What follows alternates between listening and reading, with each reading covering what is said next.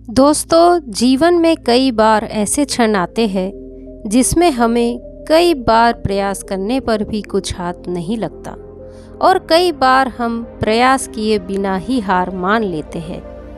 गौतम बुद्ध भी अपने शिष्यों से कहते थे कि तुम प्रयास करना तो सीखो, जीवन में कभी हार नहीं होगी और सफलता जरूर मिलेगी।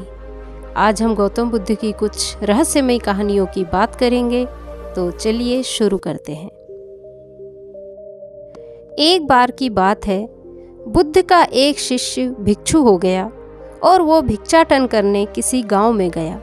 नियम ये था कि किन्हीं 3 घरों से भिक्षाटन करनी है। वैसे तो बुद्ध के सभी शिष्य युवा थे, ये भी युवा था, गठीला शरीर था, लेकिन मन पवित्र था। जब वह एक घर के सामने भिक्षा मांगने रुका तो वो घर एक वेश्या का था। जब उसने भिक्षु की आवाज़ सुनी तो बाहर आकर देखा, एक सुंदर गठीले शरीर वाला नौजवान द्वार पर खड़ा है। उस युवक के चेहरे पर एक अलौकिक आभा दिखाई दे रही थी और ऐसा लग रहा था मानो वह भिक्षु शांति और आनंद में डूबा हुआ है। वेश्या उसे देखकर हैरान थी, जबकि वह भी बहुत सुंदर थी।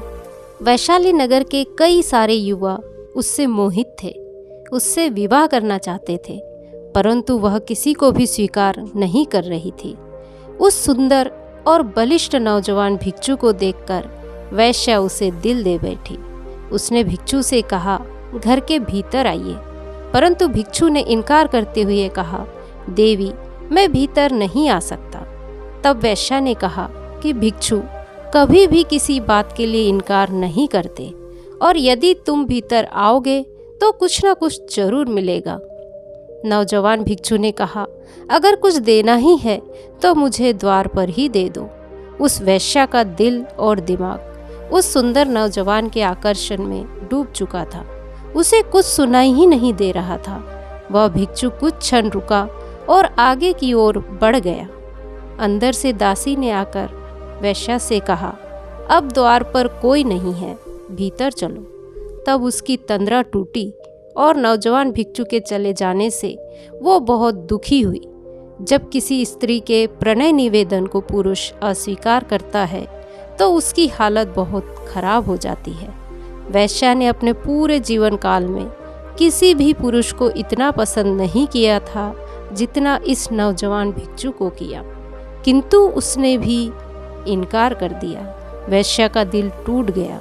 उसने नृत्य और गाना बंद कर दिया। जो दिन भर मुस्कुराती, खुशी से रहती, उसने मुस्कुराना बंद कर दिया। जो सुंदरी लोगों का मनोरंजन करती थी, वह अब एकदम से मौन हो गई। उसके भवन के द्वार सभी के लिए बंद हो गए।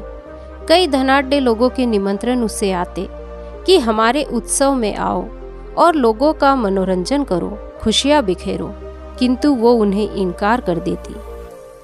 अब एकांत को उसने अपने जीवन का साथी बना लिया।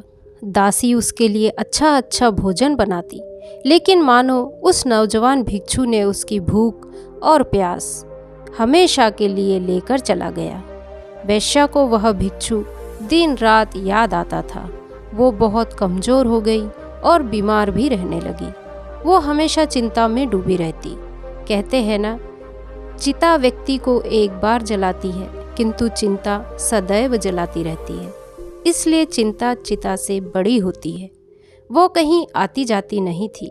एक ही स्थान पर लेटने के कारण उसके शरीर पर कई जख्म हो गए। उसकी सुंदरता कुरूपता में बदल गई। अब कोई उसे देखना भी पसंद नहीं करता था। बहुत समय पश्चात वही बौद्ध भिक्षु उस नगर में पुनः आया और जब उसे मालूम पड़ा कि वैश्या बहुत बीमार है, उसकी हालत बहुत खराब है, तो वह उसके द्वार पर गया। दासी ने वैश्या को जाकर बताया कि वही भिक्षु आए हैं। वैश्या ने कहा, उन्हें अंदर मत आने देना।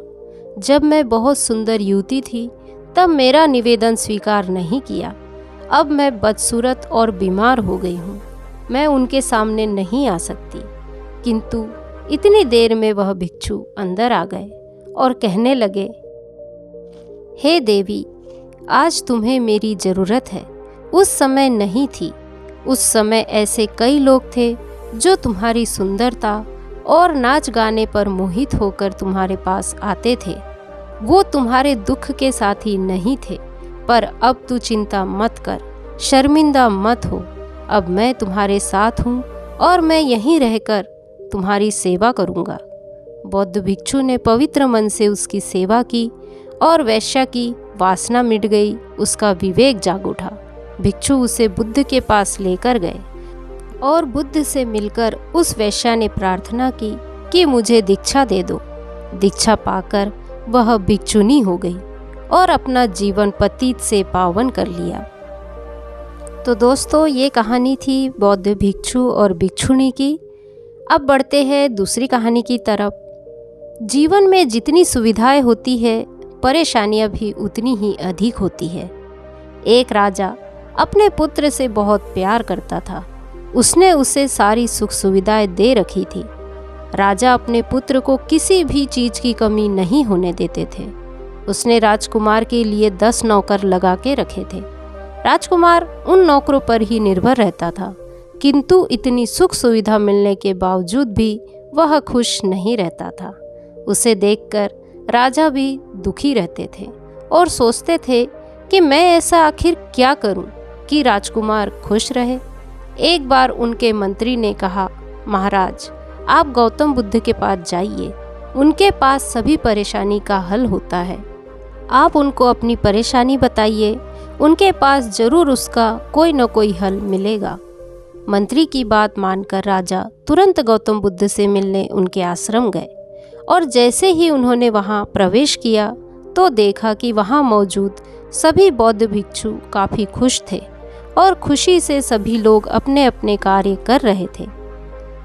थोड़ी देर बाद गौतम बुद्ध से मिलकर राजा ने कहा, मैंने अपने पुत्र को हर सुविधा दे रखी है। हर वक्त नौकर उसकी सेवा में लगे रहते हैं, किंतु फिर भी मेरा पुत्र खुश नहीं रहता। वो हमेशा दुख में रहता है, जबकि वहीं आपके भिक्षुओं के पास कुछ नहीं है, फिर भी ये लोग खुश नजर आ रहे हैं और अपने कार्यों को अच्छे से कर रहे हैं। ऐसा क्यों? तथागत बुद्ध ने राजा को उसके प्रश्न का उत्तर देते हुए कहा, जिन लोगों के पास सुख सुविधाएं होती है, उन्हें इसका खोने का डर भी होता है, जिसके कारण वे लोग परेशान रहते हैं और खुश नहीं रह पाते। वहीं जो लोग इन सुख सुविधाओं का त्याग कर लेते हैं, तो वो लोग सदा ही खुश रहते हैं। इस आश्रम में मौजूद सभी भिक्षुओं ने अपने जीवन की सुख सुविधाओं का त्याग कर दिया है और उन्हें उसके खोने का भी कोई डर नहीं है, इसलिए ये सदा खुश रहते हैं। जबकि आपके पुत्र, जो एक राजकुमार है और हमेशा सुख सुविधा में घिरे रहते हैं, जिसके चलते उनके मन में हमेशा ये डर बना रहता है कि उनके जीवन से कोई ये सुख सुविधाएं छीन ना ले। इस डर और चिंता के कारण ही वो दुखी रहते हैं। जिस दिन राजकुमार अपने जीवन से ये सारी सुख सुविधाओं का त्याग कर देंगे, उनका दुख और चिंता खत्म हो जाएगी और वो भी इन भिक्षुओं की तरह खुश रहने लग जाएंगे। गौतम बुद्ध की बात सुनकर राजा को समझ आ गया कि उसके द्वारा दी गई सुख सुविधा के कारण ही राजकुमार दुखी रहते हैं, इसलिए राजकुमार को जितनी कम सुविधाएं दी जाएगी वो उतना खुश रहने लगेंगे।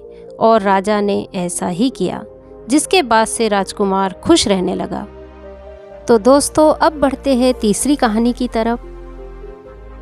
एक बार एक राजकुमार ने गौतम बुद्ध से दीक्षा ली और भिक्षु हो गया। भिक्षु होने के दूसरे दिन ही बुद्ध ने उसे किसी श्राविका के घर भिक्षा लेने के लिए भेज दिया। वह जब वहां जा रहा था तो रास्ते में कुछ घटनाएं उसके साथ ऐसी घटित हुई जिनसे वो बहुत परेशान हो गया। उसे रास्ते में ख्याल आया कि मुझे जो भोजन प्रिय है वो तो अब नहीं मिलने वाला। लेकिन जब वो श्राविका के घर पहुंचा और देखा कि वही भोजन उसके पात्र में है जो उसे बहुत प्रिय है, वो बहुत हैरान हो गया। फिर सोचा, संयोग होगा, जो मुझे पसंद है वही आज बना होगा। वह भोजन करता है। तभी उसे ख्याल आया, कि रोजाना भोजन के बाद मैं 2 घंटे विश्राम करता हूँ, लेकिन आज तो मुझे भोजन के तुरंत बाद इस धूप में वापस लौटना होगा। तभी उस श्राविका ने भिक्षु से कहा, बड़ी अनुकंपा होगी कि आप भोजन के पश्चात 2 घंटे विश्राम करें। उस भिक्षु को बहुत हैरानी हुई। उसने सोचा ये भी संयोग ही होगा कि जो बात मेरे मन में आई वही बात श्राविका के मन में भी आ गई। भोजन के बाद श्राविका ने चटाई बिछा दी, जिस पर वह लेट गया।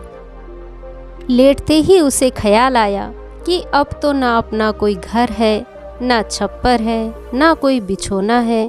अब तो ये आकाश ही अपना छप्पर है, जमीन ही बिछोना है, और अब यही मेरा जीवन है। ऐसा वह सोच ही रहा था कि श्राविका ने पीछे से कहा, भंते, ऐसा क्यों सोचते हो कि ना कोई छप्पर है, ना कोई बिछोना है, ना शैया है। अब भिक्षु के लिए संयोग मानना कठिन था। अब तो बात स्पष्ट थी। वो उठकर बैठ गया। उसने कहा, मुझे बहुत हैरानी हो रही है। क्या मेरे विचार तुम तक पहुंच जाते हैं? क्या मेरा अंतःकरण तुम पढ़ लेती हो? उस श्राविका ने कहा, निश्चित ही। पहले तो खुद पर निरीक्षण किया था, पर अब तो हालात उल्टे ही हो गए हैं। खुद पर निरीक्षण करते करते खुद के विचार तो क्षीण हो गए और विलीन हो गए हैं, और अब मन निर्विचार हो गया। अब तो जो भी निकट होता है उसके विचार भी निरीक्षण में आ जाते हैं। वह भिक्षु घबरा कर खड़ा हो गया और श्राविका से कहा, मुझे आज्ञा दे, मैं जाऊं? उसके हाथ पैर कांपने लगे। श्राविका ने कहा, इतने घबराते क्यों हो? इसमें घबराने वाली बात क्या है? लेकिन भिक्षु नहीं रुका और वापस लौटकर बुद्ध से कहा, मुझे क्षमा करे, मैं अब दोबारा उस द्वार पर भिक्षा मांगने नहीं जाऊंगा। बुद्ध ने कहा, क्या हुआ? कुछ गलती हुई? कुछ भूल हुई? भिक्षु ने कहा, नहीं, ऐसा कुछ नहीं हुआ। वहाँ बहुत आदर सम्मान मिला, और जो भोजन मुझे पसंद है वही वहाँ पर मिला। लेकिन वह युवती दूसरों के मन के विचारों को पढ़ लेती है। ये बहुत ही खतरनाक बात है। उस सुंदर युवती को देखकर मेरे मन में काम वासना भी उठी, विकार भी उठा था। वह भी उसके द्वारा पढ़ लिया गया होगा। अब मैं कैसे वहाँ जाऊँगा? कैसे उसके सामने खड़ा होऊंगा? कैसे उससे नजरें मिला पाऊंगा? मैं नहीं जा सकूंगा, मुझे क्षमा करे। बुद्ध ने कहा, यदि ऐसी क्षमा मांगनी थी तो भिक्षु नहीं होना था। तुम्हें जानकर ही वहाँ भेजा है, और जब तक मैं नहीं रोकूंगा तब तक तुम्हें वहीं जाना होगा। महीने, 2 महीने, वर्ष, 2 वर्ष, निरंतर यही तुम्हारी साधना होगी। लेकिन तुम्हें वहाँ पर होशपूर्वक जाना होगा। अपने भीतर जागते और खुद को देखते हुए जाना होगा कि कौन से विचार मन में उठते हैं, कौन सी वासनाएं उठती है। और कुछ मत करना, जागते हुए जाना। वह दूसरे दिन उसी श्राविका के घर के लिए निकला। आज वह जागा हुआ है, अपने मन को देख रहा है। जिंदगी में पहली बार वह रास्ते पर जागकर चल रहा है। जैसे जैसे श्राविका का घर पास आने लगा, उसका होश और बढ़ने लगा। भीतर जैसे एक दिया जलने लगा, चीज़ें साफ दिखाई देने लगी और विचार भी मालूम होने लगे। जैसे ही उसके द्वार पर पहुंचा, एक सन्नाटा भीतर छा गया। होश परिपूर्ण जग गए। अपना पैर भी उठाता है तो उसे मालूम पड़ रहा है, श्वास को भी वो महसूस कर पा रहा है, और जो भी विचार मन में उठ रहे हैं या थोड़ा भी कंपन अंदर हो रहा है, वो भी उसे दिखाई दे रहा है। वह घर के भीतर प्रविष्ट हुआ। मन और भी गहरा शांत हो गया। वह बिल्कुल जागा हुआ है, जैसे किसी घर में दिया जल रहा हो और घर का कोना कोना प्रकाशित हो रहा हो। वह भोजन के लिए बैठा। उसने भोजन किया, वह उठा और वापस लौट आया। वह उस दिन नाचता हुआ वापस लौटा और बुद्ध के चरणों में गिर पड़ा, और उसने कहा, आज अद्भुत बात हुई। जैसे जैसे मैं उसके निकट पहुंचा, वैसे वैसे मैं जाग रहा था, और मैंने पाया कि विचार तो विलीन हो गए, कामनाएं तो क्षीण हो गई। और मैं जब उसके घर में गया, मेरे भीतर पूर्ण सन्नाटा था। वहाँ कोई विचार नहीं था, कोई वासना नहीं थी, वहाँ कुछ भी नहीं था। मन बिल्कुल शांत और निर्मल दर्पण की भांति था। बुद्ध ने कहा, इसी बात के लिए तुम्हें वहाँ भेजा था। अब कल से वहाँ जाने की जरूरत नहीं है। अब जीवन इसी भांति जियो जैसे तुम्हारे विचार सारे लोग पढ़ रहे हो। अब जीवन में इसी भांति चलो कि जो भी तुम्हारे सामने है वो तुम्हें जानता हो, वो तुम्हारे भीतर देख रहा हो। ऐसे ही जागे हुए रहो। तो दोस्तों, ये थी गौतम बुद्ध की कुछ रहस्यमय कहानियाँ जो हमारे जीवन में भी कहीं ना कहीं काम जरूर आएगी।